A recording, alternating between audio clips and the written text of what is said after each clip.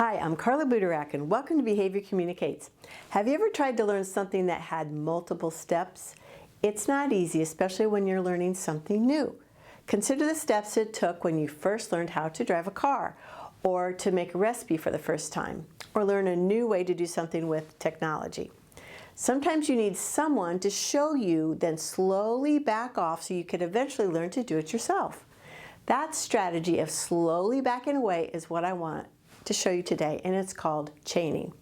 The concept of chaining has been around for a long time, but I'm finding that there are many educators and staff who don't know about this very effective way to teach something new, especially to students with special needs. There are two types of chaining: frontward chaining and backward chaining. Frontward chaining is where you demonstrate the series of steps you want your student to learn, then you ask the student to do the first step, then you do the rest. Once that first step is mastered, then you ask the student to do the first two steps, then you do the rest. You will use your own judgment when you think that your student's ready to move on with each step, but eventually the student completes the entire sequence. So let's do a simple math concept. You would have the student start with this math family: 0 plus 1 is 1. And then you would do the rest. 0 plus 1 is 2, 2 plus 1 is 3, 3 plus 1 equals 4, all the way through that series.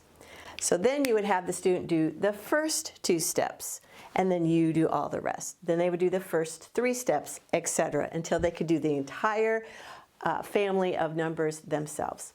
Think about all the sequences that you could teach using this method: reading concepts like spelling rules, technology, cooking, self-help skills, building something. I could go on and on.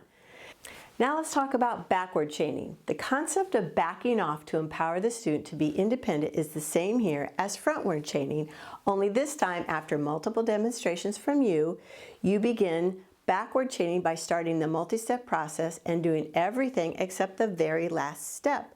Just like if I was showing a student how to get a snack out of a vending machine, I would get my coins out, count the correct amount, put the money in the slot, push the button for the desired item, but this time, instead of grabbing the item from the machine, the student would do that.